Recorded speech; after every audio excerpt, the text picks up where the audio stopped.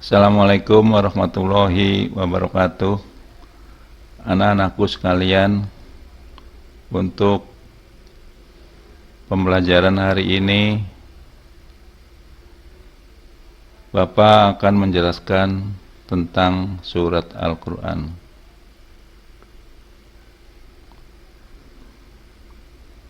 Tepatnya yaitu surat At-Tin.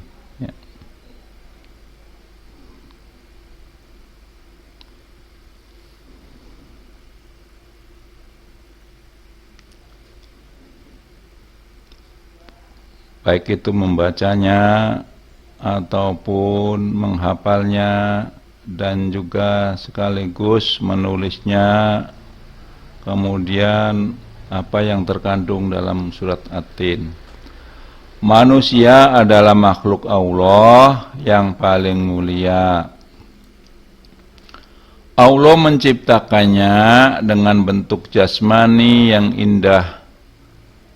Allah juga membekali manusia dengan akal dan pikiran agar manusia dapat menggunakannya untuk hal yang baik atau untuk kebaikan. Jika ada manusia yang menggunakan akal untuk kejahatan, maka ia akan menjadi manusia yang hina.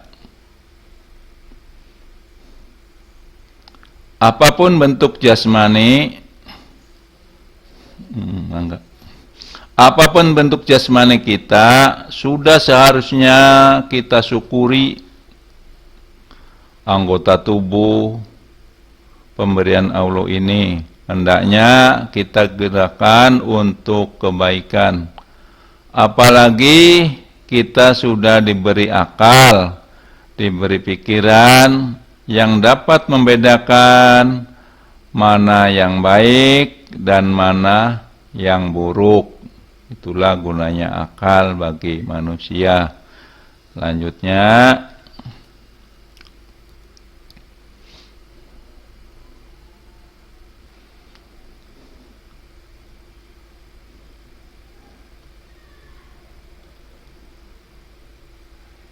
anak-anakku sekalian, untuk isi materi atau pelajaran hari ini yaitu tentang pertama membaca surat At-Tin, kemudian menghafal surat At-Tin, lanjut dengan menulis surat At-Tin. Setelah menulis dilanjutkan dengan makna yang terkandung dalam surat At-Tin. Namun sebelum materi berlanjut, alangkah baiknya kita membaca doa terlebih dahulu, yaitu membaca doa belajar. Sebelum pelajaran berlanjut, mari kita bersama-sama membaca doa terlebih dahulu. Berdoa mulai.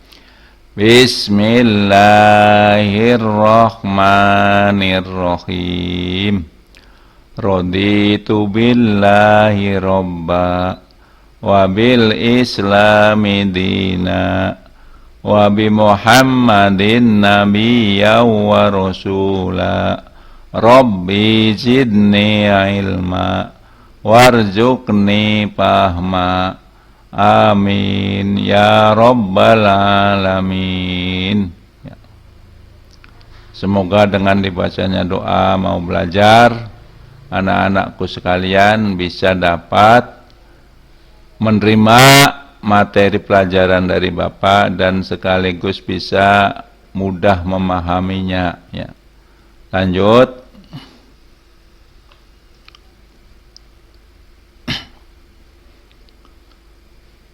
Membaca surat At-Tin. Surat At-Tin termasuk dalam kelompok surat Makkiyah, yaitu surat yang diwahyukan oleh Allah sebelum Nabi Muhammad hijrah. Surat At-Tin terletak pada juz ke-30 dan merupakan surat yang ke-95. Surat At-Tin ini terdiri atas 8 ayat. Sebelum membaca surat Al-Quran, ya, khususnya terlebih dahulu kita membaca ta'awud dan membaca basmalah. A'udzu billahi minasy syaithanir rajim. Bismillahirrahmanirrahim. Wat-tini waz-zaitun wa turi sinin wa hadzal baladil amin. Laqad khalaqnal insana fi ahsani taqwim. Tsumma radadnahu asfala safilin. Illa alladhina amanu wa amilus solihati falahum ajrun ghairu mamnun. Fama yukadzibuka ba'du biddin. Alaysa Allahu bi'ahkamil hakimin.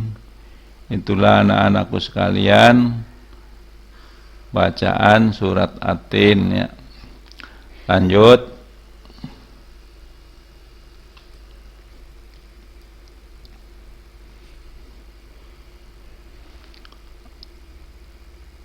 Ada beberapa hal yang perlu diperhatikan ketika membaca surat At-Tin, adalah sebagai berikut. Yang pertama, terdapat bacaan qalqalah, yaitu ketika ada huruf qalqalah mendapatkan harokat sukun, cara membacanya harus dipantulkan. Perhatikan beberapa contoh, ya, di bawah ini. Huruf dal mendapat harokat sukun. Dibacanya, cara membacanya, tsumma radadnahu. Ya. Kemudian ada lagi contoh berikutnya. Huruf qaf berharokat sukun. Takwim bacanya. Kholakna. Yang kedua, tanda baca mad juga banyak terdapat dalam surat At-Tin. Panjangkanlah bacaan jika terdapat tanda mad, baik ketika berharokat, baik itu harokat fathah, harokat kasroh, maupun harokat dhammah. Perhatikan contoh di bawah ini. Mad fathah bacanya laqad khalaqnal insana. Kalau mendapat mad kasroh, ya, baca wat-tini waz-zaitun. Ulangi, wat-tini wa turi sinina. Kemudian mad dhammah contohnya illal ladzina amanu. Mad fathah contohnya laqad khalaqnal insana, atau juga wa amilus solihati. Anak-anakku kalian yang Bapak cintai, berlanjut.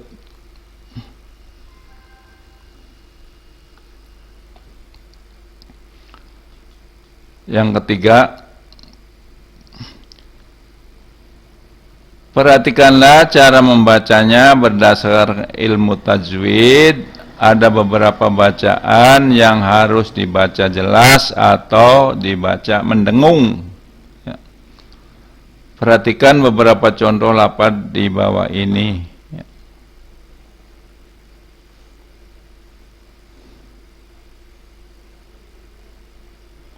dibaca samar atau ikhfa.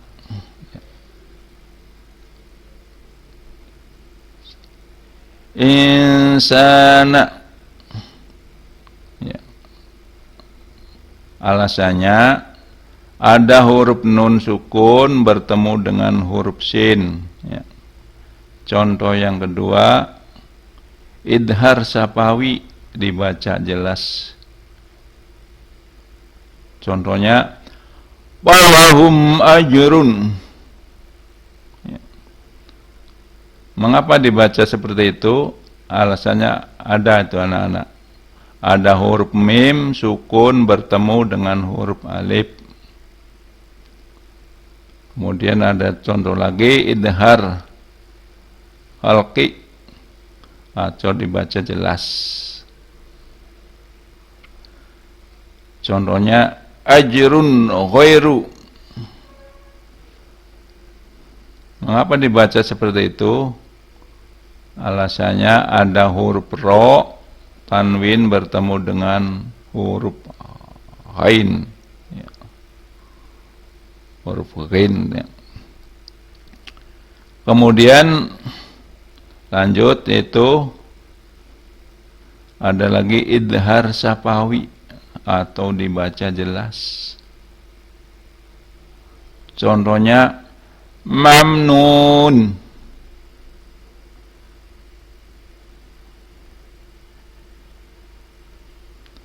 Alasannya ada huruf mim sukun bertemu dengan huruf nun, ya. Anak-anakku sekalian, lanjut ke materi berikutnya. Setelah itu kita menghafal surat At-Tin, ya. Surat At-Tin termasuk kelompok surat-surat pendek, jumlah ayatnya yang sedikit menjadi tidak sulit untuk menghafalnya. Caranya, bacalah berulang-ulang dengan fasih dan benar. Mulailah dengan ayat yang pertama. Wat-tini waz-zaitun. Ulangi lagi. Wat-tini waz-zaitun. Ya. Kalau sudah hafal ayat yang pertama, baru pindah ke ayat berikutnya. Jika ayat yang pertama sudah hafal, ulangilah lagi, sekali lagi, baru kemudian dilanjutkan dengan ayat yang kedua. Begitulah seterusnya cara dalam menghafalkan Al-Quran. Untuk menjaga hafalanmu, bacalah surat At-Tin ketika sholat setelah membaca surat Al-Fatihah, ya.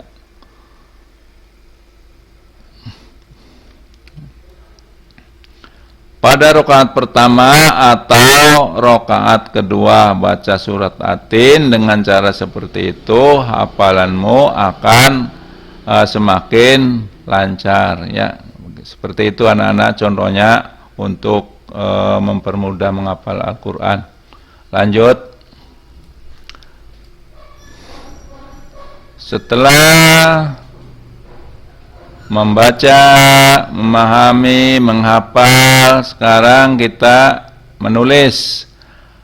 Amatilah lafaz surat At-Tin dengan cermat. Perhatikanlah tulisannya, ayat yang pertama, ayat yang kedua, dan seterusnya.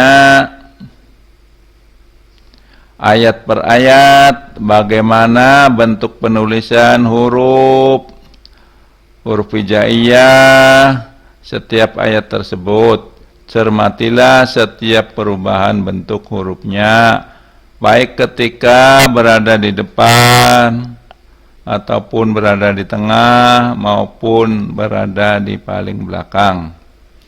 Sekarang mari kita berlatih menulis surat At-Tin, ya, dengan benar. Kita mulai dari ayat yang pertama. Seperti itu. Wat-tini waz-zaituni, tulisannya seperti itu, ya.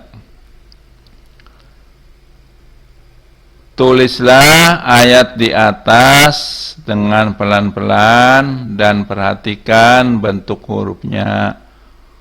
Huruf apa saja yang berubah bentuknya dan huruf apa saja yang tidak dapat menyambung ke huruf di depannya.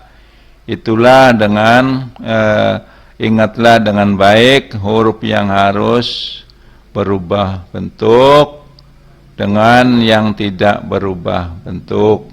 Ya, anak-anak sekalian yang Bapak cintai, lanjut. Setelah lancar menulis ayat yang pertama dan ingat perubahan bentuknya, sekarang kita mulai menulis ayat yang kedua. Waturisinina, ya, tulisannya seperti itu.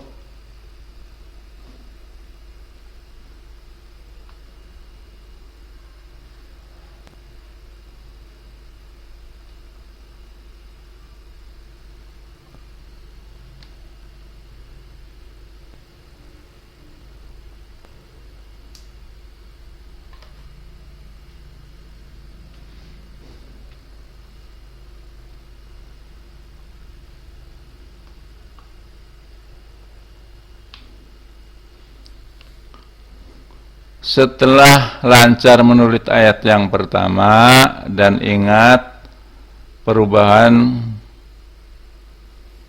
bentuknya, sekarang kita mulai menulis ayat yang kedua.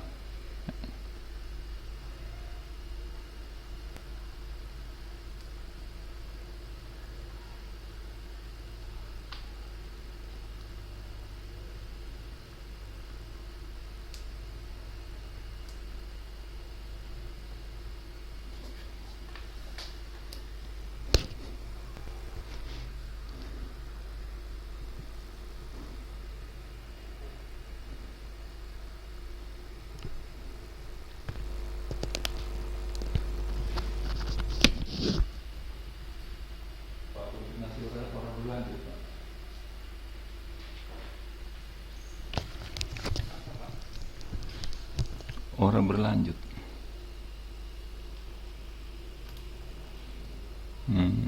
Ya.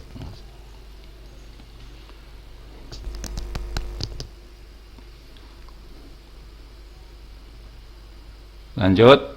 Setelah lancar menulis ayat yang pertama dan ingat perubahan bentuknya, sekarang kita mulai menulis ayat yang kedua. Waturisinina, seperti itu tulisannya. Mulailah menulis ayat yang kedua dengan hati-hati, perhatikan dengan cermat bagaimana melakukan bentuk hurufnya, ya. Melengkungnya seperti apa hurufnya, jumlah titiknya, dan penempatan harokatnya sesuai dengan bunyi lafalnya. Cermatilah bagaimana perubahan bentuk hurufnya ketika bersambung dengan huruf lainnya. Ya. Mudah kan anak-anak?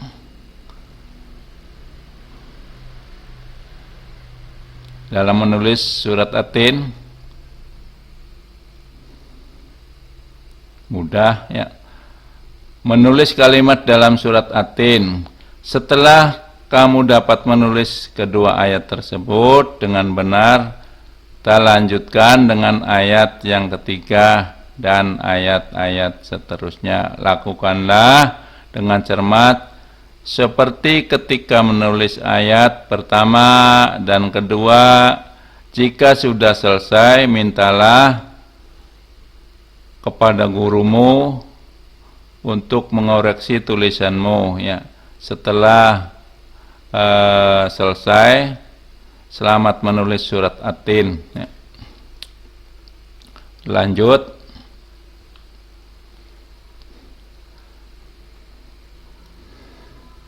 Setelah menulis surat At-Tin selesai, dilanjutkan dengan makna yang terkandung dalam surat At-Tin.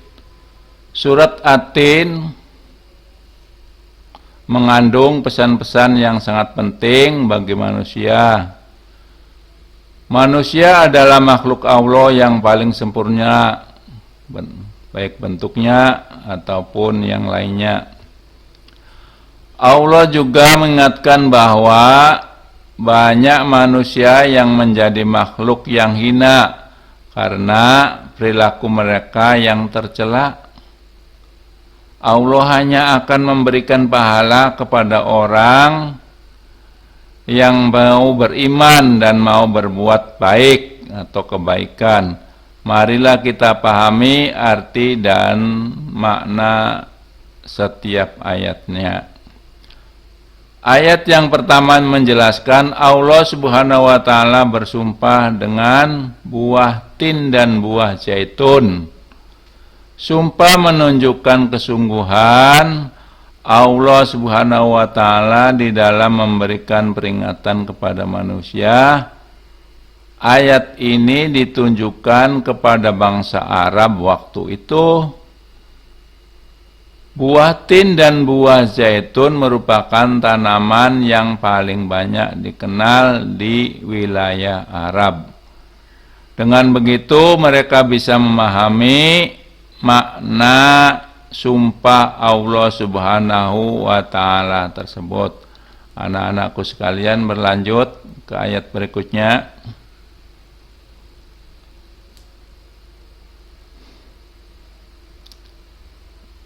Ayat kedua juga merupakan sumpah Allah Subhanahu wa taala yang menggunakan nama gunung, yaitu Gunung Sinai. Gunung Sinai adalah tempat ketika Nabi Musa alaihissalam mendapatkan wahyu dari Allah berupa kitab Taurat.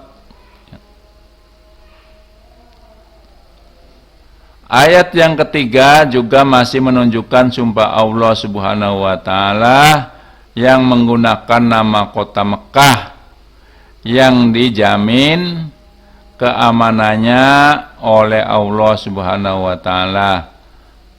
Kota Mekah adalah kota yang mulia karena sebagai kota kelahiran Nabi Muhammad sallallahu alaihi wasallam. Dan tempat Ka'bah di sana ada atau sering disebut dengan Baitullah. Keempat nama yang digunakan sebagai sumpah Allah Subhanahu wa taala yaitu 1 buah tin, 2 buah zaitun, 3 Gunung Sinai, 4 kota Mekah, ya.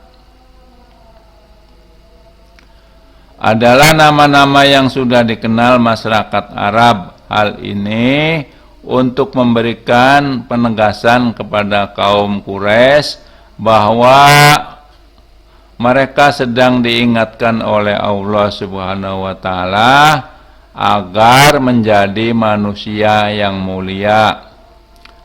Ayat yang keempat menerangkan bahwa manusia diciptakan oleh Allah Subhanahu wa taala dengan bentuk yang sempurna. Melalui ayat ini Allah mengingatkan kepada manusia agar senantiasa bersyukur kepada Allah Subhanahu wa taala. Bentuk tubuh yang sempurna harus disyukuri dengan cara menggunakannya untuk hal-hal yang baik atau untuk kebaikan. Itu anak-anaknya. Anak-anakku, mari kita berlanjut ke ayat berikutnya.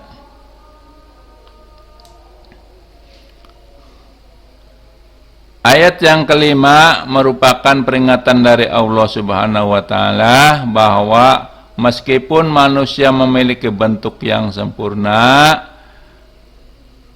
dia dapat menjadi manusia yang rendah, manusia yang tidak menyadari kesempurnaannya sebagai makhluk, akan mudah dipengaruhi oleh hawa nafsunya yang menyebabkan berubah perbuatan menjadi jahat. Kejahatan dan kemaksiatan itulah yang menyebabkan manusia jatuh ke dalam kehinaan.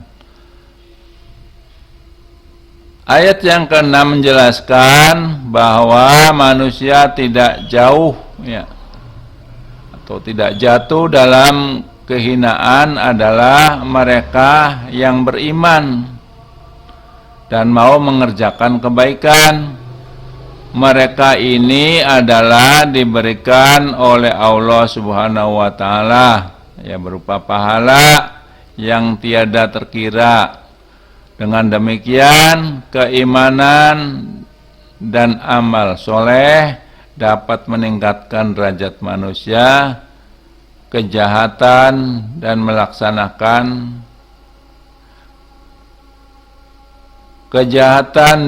kemaksiatan dapat merendahkan martabat manusia itu sendiri. Ayat yang ke-7 ditunjukkan kepada orang-orang yang tidak mau beriman dan tidak mau mengerjakan kebaikan. Mengapa mereka tidak mempercayainya hari pembalasan, padahal Allah sudah memberikan keterangan dan bukti-bukti yang jelas. Anak-anakku sekalian yang Bapak sayangi, lanjut ke berikutnya.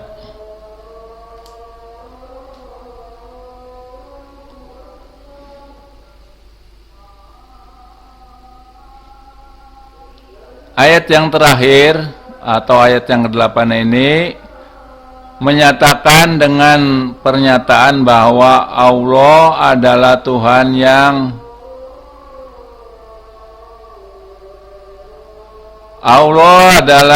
yang maha adil dalam memberikan pembalasan. Kepada siapa maha adilnya? Orang-orang yang beriman pada Allah dan memperbanyak amal kebaikan akan mendapatkan pahala yang banyak.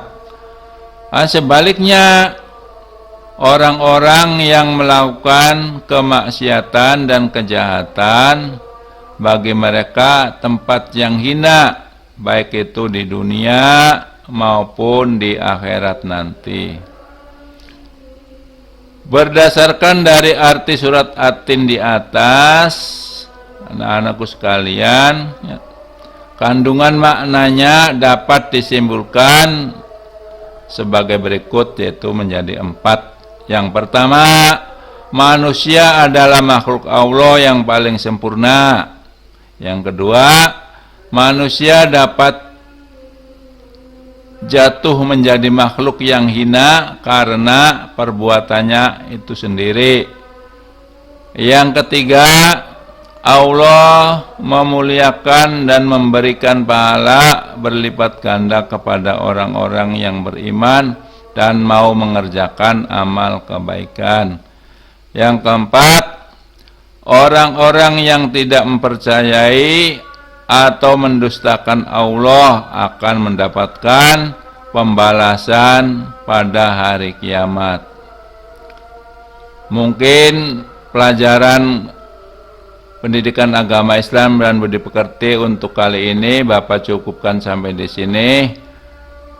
Semoga bermanfaat bagi anak-anakku sekalian, baik itu di masa sekarang ini ataupun di masa-masa yang akan datang. Mungkin hanya itu saja dari Bapak. Terima kasih. Wassalamualaikum warahmatullahi wabarakatuh.